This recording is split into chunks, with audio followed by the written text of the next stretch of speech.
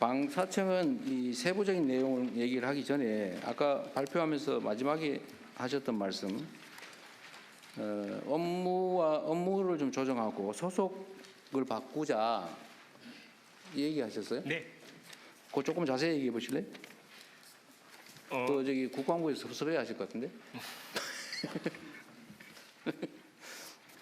옆에 보니까 밉지 않으세요? 탈출하려고 그래요? 제가 저 의원 시절에 이 방위사업청을 보존하고 지키기 위해서 아주 심혈을 기울였는데 오늘 의정활동을 하겠는데. 예. 우선 그 최근 캐나다 잠수함 사례에서 보는 것처럼 간단하게 좀 해주세요. 너무 예. 길게는 말고. 예. 국제 방산 시장 환경이 대단히 많이 바뀌어서 절충 교역에 대한 요구도 방산과 비방산을 섞어서 요구할 정도로 환경이 많이 바뀌었고 네.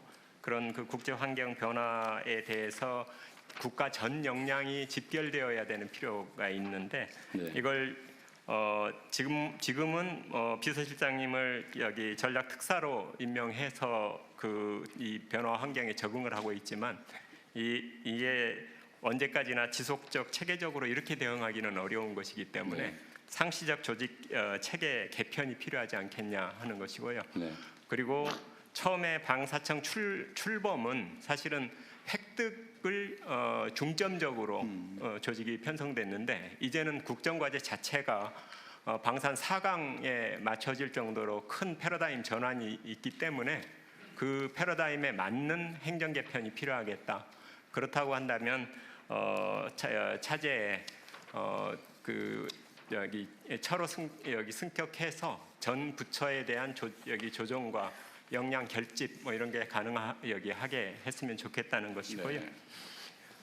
그리고 이제 이렇게 하는 김에 저희의 업무 그 내용 속에 군 소요에 대한 획득만이 아니고 어제 대통령님께서 소방 그 산불 헬기와 국가연 공동개발 말씀을 하셨는데 네. 그 전 부처에 흩어져 있는 헬기나 함정처럼 전쟁 시 동원 자원이 될 수 있는 그런 그 국가 자원, 국가 방위 자원에 대해서도 통합적인 사업 관리를 할 필요가 있다고 생각되고요.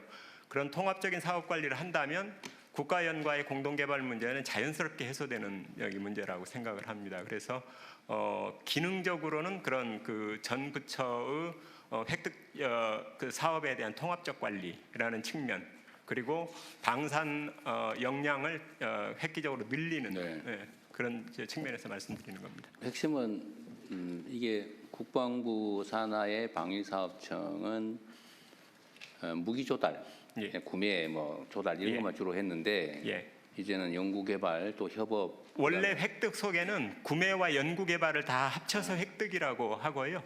이제 그 방산 수출은 사실은 획득의 파생적 기능처럼 그동안 다뤄져 왔던 게 사실인데 이제는 적어도 이게 균형적인 그 사업이 되었다는 것입니다.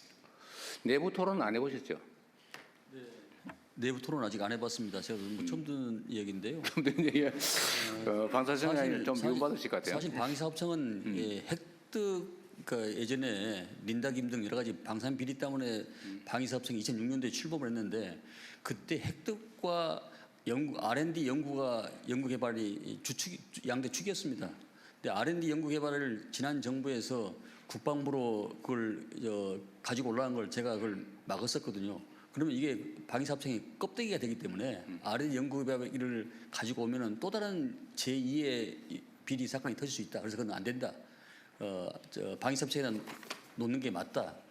주축이 획득과 R&D 연구개발입니다. 근데 R&D 연구개발인데 이 분야에 대해서 지금 청장님이 말씀을 하셨기 때문에 한번 여러 가지 토의를 한번 해볼 필요가 있다 생각합니다.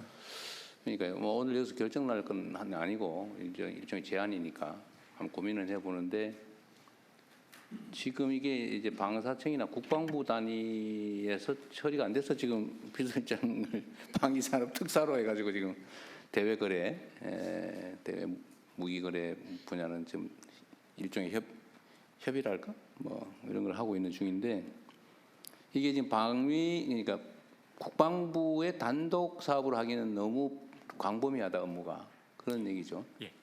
광범위한 것도 있지만 사실은 방산 수출과 관련된 기능에 수출 그 정책 지원 또 협력 그리고 한 가지는 이제 방산 수출 정보를 취합하는 것 이런 그 기능을 늘려야 비로소 행정적인 그 지원이 가능할 수 있는데 비서실장 얘기 잠깐 들어볼까요, 그럼?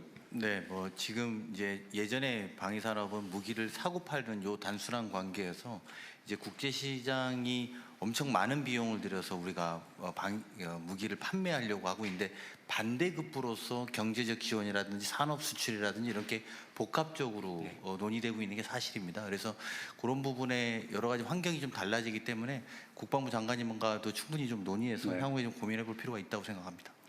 그러니까 저도 이번에 이제 순방을 다니면서 정상들과 얘기를 좀 해보면 사실 방위 분야에 대한 관심들이 상당히 높고 특히 대한민국 무기 체계에 대한 선호도가 엄청 높아요. 대신에 단순 구매는 안 한다.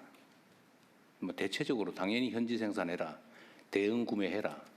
또 주변 국가와의 외교적 관계는 어떻게 되냐.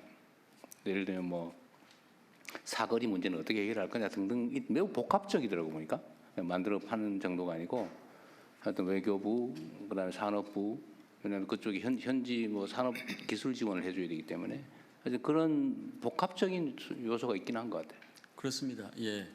그래서 하나의 무기 체계를 어떤 부처가 혼자 할 수 있는 시대는 아니고 유관 부처가 시스템으로 유기적으로 이렇게 움직여야 됩니다.